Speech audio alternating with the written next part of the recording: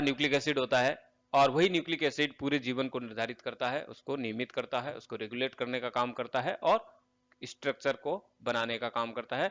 जो हम पढ़ते आए हैं कि हमारे फिनोटिपिक और हमारे जीनोटिपिक कैरेक्टर्स जो होते हैं वो सारे ही इन्हीं केंद्रकीय अम्लों के द्वारा निर्धारित होते हैं।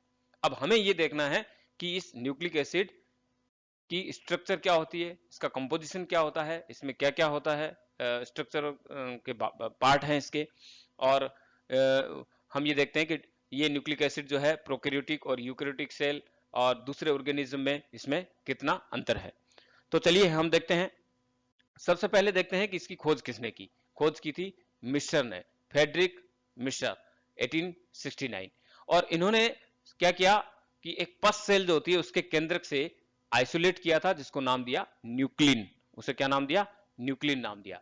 और यहां पर न्यूक्लिन जो है वो उसकी प्रॉपर्टी जो है, प्रकृति उसकी अम्लीय होने के वजह से ही उसे न्यूक्लिक एसिड टर्म दी गई। ठीक है, तो अब हम बात कर रहे हैं कि न्यूक्लिक एसिड कितने प्रकार के होते हैं। न्यूक्लिक एसिड के दो मुख्य प्रकार है, एक है डीएनए और दूसरा है आरएनए। डीएनए जिसे कहते हैं डीऑक्सी राइबो न्यूक्लिक एसिड, और आरएनए है जिसे राइबो न्यूक्लिक एसिड। तो यहां पर जो फर्क है वो हमें थोड़ा सा समझना है, और यदि हम इसको ध्यान देंगे समझ जाएंगे। डीऑक्सी राइबो, ठीक है, डीऑक्सी, डीऑक्सी यानी कि रिप्लेस हो जाना, ऑक्सीजन नहीं होना, कम होना, और राइबो यानी राइबोस शुगर है, और ये न्यूक्लिक एसिड, और यहां पर राइबोस शुगर। तो राइबोस शुगर दोनों में है लेकिन एक में डीऑक्सी राइबो है। तो ये फर्क जो है शुगर का है वो भी हम आगे चर्चा करेंगे। तो दो प्रकार के न्यूक्लिक एसिड हो गए। अब हम इसका वितरण देखते हैं एक यूकैरियोटिक कोशिका में। यहां हम बात कर रहे हैं यूकैरियोटिक कोशिका की, हम प्रोकैरियोटिक की भी बात कर लेते हैं। प्रोकैरियोटिक सेल में न्यूक्लिक एसिड ओपन होते हैं, केंद्रकीय आवरण नहीं होता है, जिसे हम जीनोफोर कहते हैं। ठीक है, जिसमें न्यूक्लिक एसिड ओपन साइटोप्लाज्म में रहता है, तो न्यूक्लियोइड भी कहलाता है वो। वहां पर केंद्रक वर्ड यूज नहीं करते हैं, उसमें न्यूक्लियस वर्ड यूज नहीं करते हैं प्रोकैरियोटिक सेल में, उसे न्यूक्लियोइड कहते हैं, क्योंकि वह एरिया जहां पर न्यूक्लिक एसिड ओपनली रहता है, जीनोफोर या न्यूक्लियोइड। जब हम यूकैरियोटिक सेल की बात करते हैं तो यहां हम देखते हैं कि डीएनए जो होता है केंद्रक में पाया जाता है। किसमें होता है? केंद्रक के अंदर होता है। और न्यूक्लिक एसिड के चारों तरफ दोहरी झिल्ली युक्त कोशिका झिल्ली होती है, जिसे हम न्यूक्लियस कहते हैं, वो केंद्रक आवरण होता है।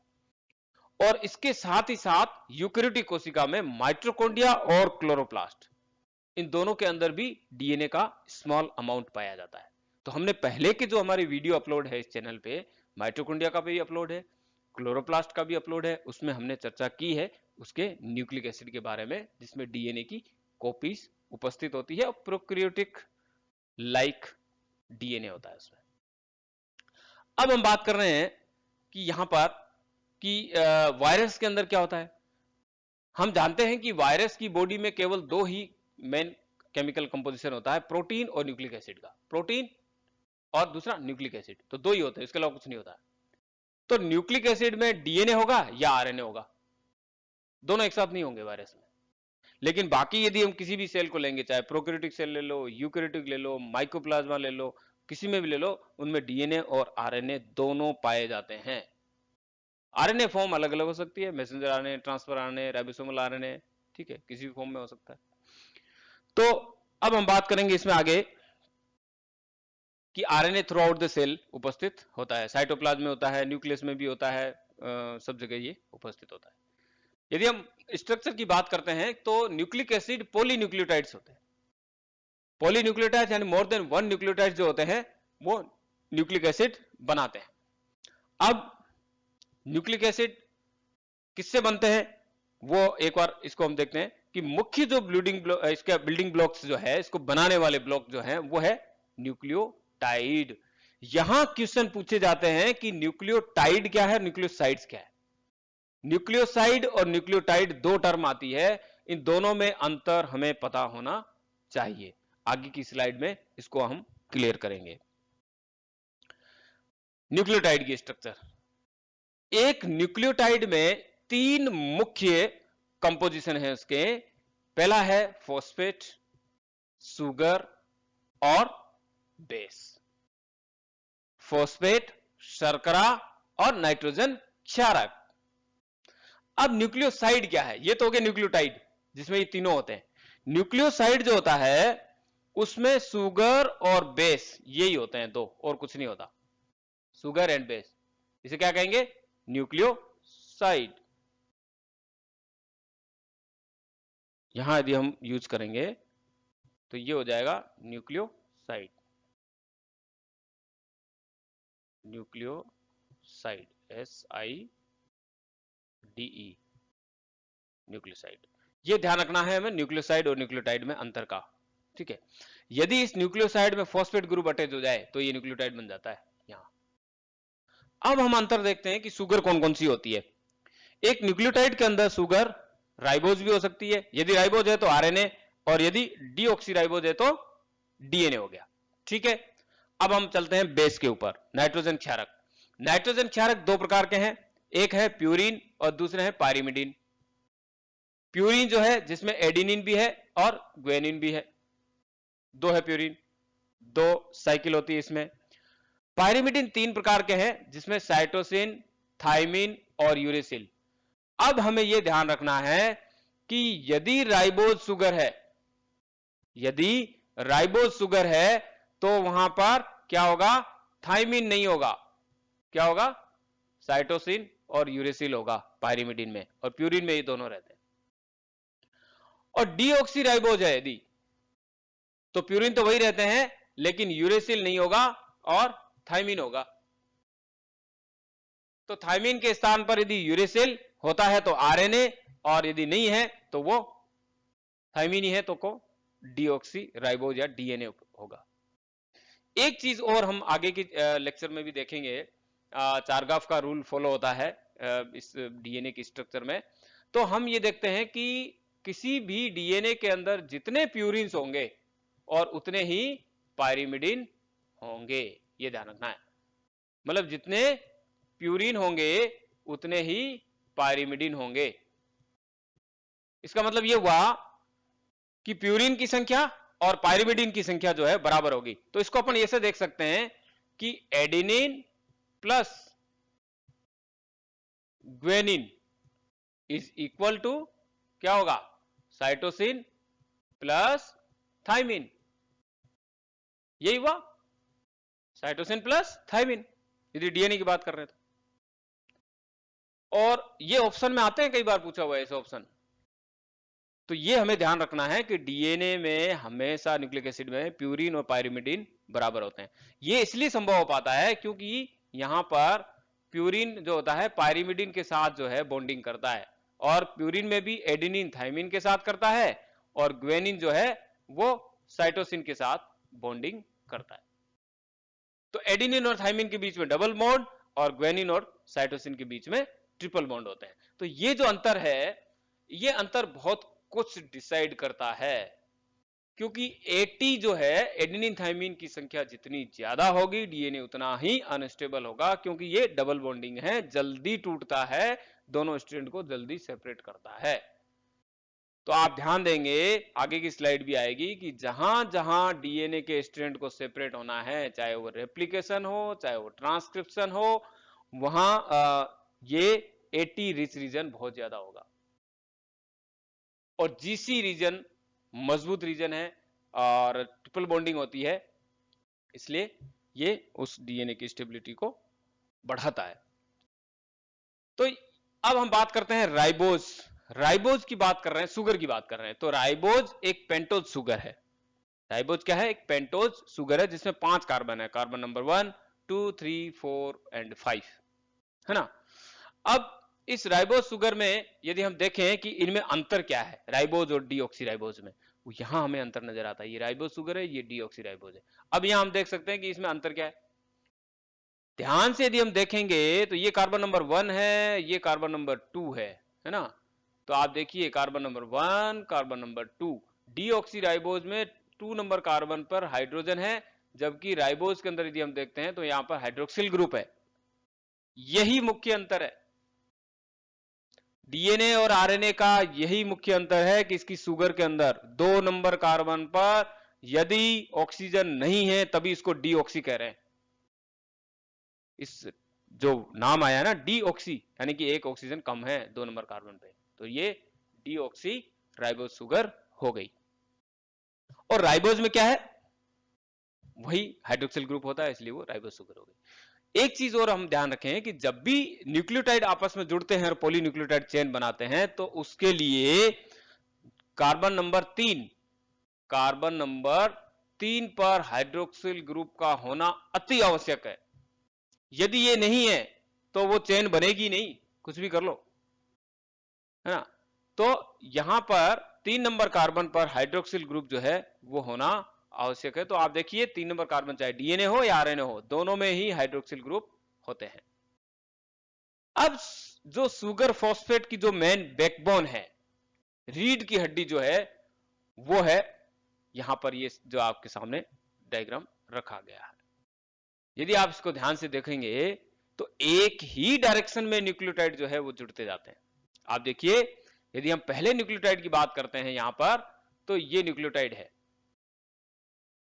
और इस न्यूक्लियोटाइड यहां पर अभी हम देख रहे हैं तो ये कि फॉस्फेट ग्रुप जुड़ा हुआ है, ठीक है, तो यानी कि बेस तो है ही इसमें जुड़ा हुआ, फॉस्फेट जुड़ते ही ये न्यूक्लियोटाइड हो गया। इसके 3 नंबर कार्बन है, 1 नंबर कार्बन ये है, ये 2 नंबर कार्बन है, और यहां पर 3 नंबर कार्बन है, 3 पे हाइड्रोक्सिल ग्रुप है, ये फॉस्फेट जुड़ गया। तो ये जो बॉन्ड है, ये बॉन्ड है डाइएस्टर बॉन्ड। तो फॉस्फोडाइएस्टर बॉन्ड जिसे हम कहते हैं, ये डाइएस्टर बॉन्डिंग जो है ये इस पूरे चेन में बनता है, तो डीएनए के अंदर उपस्थित होता है। यहां आगे देन अगेन एक बॉन्ड बन गया, देन अगेन एक बॉन्ड बन गया। तो ये जो डाइएस्टर बॉन्ड जो बनता है, ये इसकी मुख्य रीढ़ की हड्डी है। आप देखिए कि यहां पर 5 नंबर कार्बन जो है, जहां पर फॉस्फेट ग्रुप जुड़ा हुआ है, और 3 नंबर पे फॉस्फेट जुड़ा हुआ है, तो 3 नंबर पे दूसरा न्यूक्लियोटाइड आके जुड़ता है, ठीक है। तो ये 5 नंबर पे है, तो यहां पर डायरेक्शन हो गया 5 एंड बोलते हैं इसको। फिर 3 की तरफ दूसरा आकर के नीचे से जुड़ा है, फिर उसके नीचे फिर एक अगेन एक और आया है, देन अगेन एक और आया है, देन अगेन एक और 3 नंबर पे जुड़ा है। इसका मतलब डायरेक्शन जो है वो 5 टू कौन सी हो गई, 3 हो गई। तो यहां डायरेक्शन हो रही है 5 टू 3 डायरेक्शन का, ये एक चेन बन रही है सेम डायरेक्शन के अंदर। तो फॉस्फेट जो है यहां पे देखिए, phosphate group join the 3rd carbon of 1 sugar, यानी कि इस शुगर के तीसरे नंबर कार्बन पे ये फॉस्फेट ग्रुप आकर के, ये फॉस्फेट ग्रुप आकर के अटैच होता है, ठीक है, to the 5th carbon of the next line, अगली लाइन के 5वें कार्बन का। तो इस प्रकार ये जो चेन जो है वो आगे बढ़ती रहती है। अब जो नया बेस जो अटैच होता है इस पे, वो ये है, ये बेस अटैच हुए हैं, ठीक है, adding in the bases according to, इसमें जुड़ते जाते हैं। अब 1 नंबर कार्बन पर बेस अटैच हो रहे हैं, है ना, और इसमें determine the genetic information of the molecule, यही बेसिस डिसाइड करते हैं कि जेनेटिक इंफॉर्मेशन क्या है। तो यहां पे यदि हम ये 5 टू 3 डायरेक्शन में यदि इसको देखेंगे, तो यहां पर इस पे ये साइकिल आता है कि G देन अपन C then C then A then T then T, ये सीक्वेंस ऊपर से नीचे की तरफ आती है, ये इसकी सीक्वेंस काउंट होती है इसमें। तो अब यदि हम बात कर रहे हैं डीएनए की, डबल स्ट्रैंड डीएनए जो हमारे इसमें पाया जाता है हर यूकेरियोटिक सेल में, और इस डबल स्ट्रैंड डीएनए की बात करते हैं, तो 2 पॉलीन्यूक्लियोटाइड की चेन ऑपोजिट डायरेक्शन में, जैसे हम यहां बात करते हैं कि यहां तो ये 5 टू 3 डायरेक्शन है, ठीक है। तो हमेशा ध्यान रखना है हमको कि रेप्लिकेशन हो या ट्रांसक्रिप्शन हो या ट्रांसलेशन हो, ये हमेशा 5 टू 3 डायरेक्शन में होता है। तो यहां पर एक चेन 5 टू 3 डायरेक्शन में ये है, और दूसरी चेन जो है इसकी ऑपोजिट डायरेक्शन में, विपरीत दिशा में, यहां पे 5 टू 3 डायरेक्शन में है, और ये दोनों आपस में मिलती है, और नाइट्रोजन बेसिस जैसा कि हमने पहले चर्चा करी, यहां पर ट्रिपल बॉन्डिंग है, ट्रिपल बॉन्डिंग, ये डबल बॉन्डिंग, ठीक है। इस प्रकार ये एक बीच में जो बॉन्डिंग होती है, ये बॉन्ड सारे हाइड्रोजन बॉन्ड है, और ये पॉलीन्यूक्लियोटाइड की एंटी पैरेलल जो है वो चेन का निर्माण करते हैं। और डीएनए की हम बात कर रहे हैं कि 2 स्ट्रैंड होते हैं पॉलीन्यूक्लियोटाइड के, दोनों सिस्टर एक दूसरे के पूरक होते हैं स्ट्रैंड, ठीक है, और ये एंटी पैरेलल होते हैं, प्रॉपर्टी है, आगे हम डीएनए के स्ट्रक्चर पढ़ेंगे तब उसमें पूरा आ जाएगा। और बेसिस के द्वारा ये आपस में जुड़ते हैं, है ना, और हर बेस जो होता है वो एक उसका एक स्पेसिफिक पार्टनर होता है, जैसा हमने पहले चर्चा की कि ए के साथ में टी जाकर के जुड़ता है और डी के साथ में और जी के साथ में सी आकर के अटैच होता है, और इसलिए हम कहते हैं कि प्यूरिन के साथ में पाइरिमिडीन की पेयरिंग होती है। और यही सिस्टर क्रोमेटिड एक दूसरे के पूरक होते हैं, न कि आइडेंटिकल। ये आपको हमको ध्यान रखना है कि दोनों ही स्ट्रैंड एक दूसरे के पूरक होते हैं, एक दूसरे के सिमिलर नहीं होते, आइडेंटिकल नहीं होते, और हाइड्रोजन बॉन्ड के द्वारा जुड़े रहते हैं। और हाइड्रोजन बॉन्ड हम जानते हैं कि वीक बॉन्ड होते हैं, तो ये आसानी से अलग भी हो जाते हैं। और यहां पर क्या है कि रूल जो फॉलो किया गया है वो चारगाफ का रूल फॉलो किया, और चारगाफ ने ये कहा था कि एडेनिन के साथ थाइमिन और ग्वेनिन के साथ साइटोसिन की बॉन्डिंग होगी, और इस टेबल से इसको हम समझ सकते हैं। तो यहां पर ये चारगाफ का रूल जो है वो एक फॉलो होता है, एडेनिन के साथ थाइमिन और ग्वेनिन साइटोसिन। तो अलग अलग ऑर्गेनिज्म में इसकी पेयरिंग जो है, बेस रेशो है, उसको बताया गया है, और इसको हम समझ सकते हैं। और एक और इसमें क्योंकि इस पे जो सबसे बड़ा काम जो है वो हम जानते हैं कि डीएनए का जो मॉडल दिया गया, वाटसन क्रिक मॉडल नाम से हम जानते हैं, वाटसन एंड क्रिक ने। लेकिन सबसे महत्वपूर्ण रोल जो है उनके साथ साथ विल्किंस एंड फ्रैंकलिन का भी है, क्योंकि जो वाटसन क्रिक ने डीएनए का जो मॉडल दिया था वो 1953 में दिया था, और 1962 में उन्हें नोबेल प्राइज दिया गया था डीएनए की स्ट्रक्चर। और उन्होंने ये स्ट्रक्चर दी थी, एक बोलेस्टिक मॉडल आया था प्रोटीन एमिनो एसिड सीक्वेंस का, वो पोलिंग के द्वारा, और उसी मॉडल के बेसिस पे उन्होंने स्ट्रक्चर दी थी। लेकिन इस स्ट्रक्चर में एक सबसे खास बात ये थी कि जो महत्वपूर्ण जो डीएनए की स्ट्रक्चर में दी थी, उसमें महत्वपूर्ण रोल जो था वो इन दोनों साइंटिस्ट का था। हालांकि ये प्रत्यक्ष रूप से इनसे जुड़े हुए नहीं थे, और विल्किंस और फ्रैंकलिन ने यह बताया था कि डबल स्ट्रैंड डीएनए का डायमीटर जो होता है वो 2 नैनोमीटर होता है, ये इन्होंने बताया था। और ये एक्सरे क्रिस्टलोग्राफी के द्वारा उसका डायमीटर दिखाया गया था, जो कि हम यहाँ पे इस डायग्राम में देख रहे हैं। ये देखिए आप, ये जो डायमीटर दिखाया गया है ये डीएनए का डायमीटर है, और ये सबसे पहले इन्होंने बताया था। तो इनका बहुत बड़ा रोल है, बाद में इनके नोबेल प्राइज में इनका नाम भी जोड़ा गया। तो प्यूरिन और पाइरिमिडीन जो है इसको हम देख लेते हैं, स्ट्रक्चर को आसानी से समझ लेते हैं। यहां पर ये एडेनिन की स्ट्रक्चर है, ये स्ट्रक्चर एडेनिन की है, और यहां से ये सुगर जुड़ती है, यहां पे सुगर सुगर जुड़ती है, नाइट्रोजन बेस एडेनिन। और दूसरा जो है वो है थाइमिन, सॉरी इसमें ग्वेनिन, ये प्यूरिन की बात कर रहे हैं। तो ग्वेनिन जो है ये भी डबल बॉन्डिंग है, तो यहां पर ये इसकी स्ट्रक्चर है, और ये सुगर यहाँ पे अटैच होती है। और साथ ही यदि हम पाइरिमिडीन की बात करें तो ये है थाइमिन, थाइमिन में यहाँ पे शुगर अटैच होती है। और दूसरा जो है इसके साथ थाइमिन का साइटोसिन, साइटोसिन में। तो ये बेसिक डिफरेंसेस जो है, यदि हम बेस को ढंग से यदि स्ट्रक्चर को ध्यान में रखेंगे तो बहुत सारी जो है हमारी, क्योंकि चाहे वो डीएनए रिपेयरिंग सिस्टम हो या हम म्यूटेशन, जीन म्यूटेशन, उसमें ये बहुत महत्वपूर्ण रोल अदा करती है यदि हम इसकी स्ट्रक्चर को ध्यान से समझ लेते हैं तो वाटसन और क्रिक ने जो बेस पेयरिंग बताई थी वो बेस पेयरिंग इस प्रकार से है। उन्होंने बताया था कि इसमें थाइमिन और एडेनिन जो है उनके बीच में एक डबल बॉन्ड बनता है, और ऐसे ही उनका ये कहना था कि सुगर और, क्योंकि ये एक्चुअल में चारगाफ का काम था, जिन्होंने ये बता दिया था कि इसमें साइटोसिन के साथ में ग्वेनिन की पेयरिंग होनी है। तो आगे डिटेल रूप से हम इसकी स्ट्रक्चर पर चर्चा करेंगे, डीएनए की स्ट्रक्चर जो वाटसन और क्रिक ने दी थी। ये वाटसन क्रिक दोनों साइंटिस्ट है जिन्होंने ये स्ट्रक्चर बनाई डीएनए की, तो उसी पे इनको नोबेल प्राइज मिला था 1962 में। Thank you very much. Next topic जो है वो हमारा वो रहेगा डीएनए पे।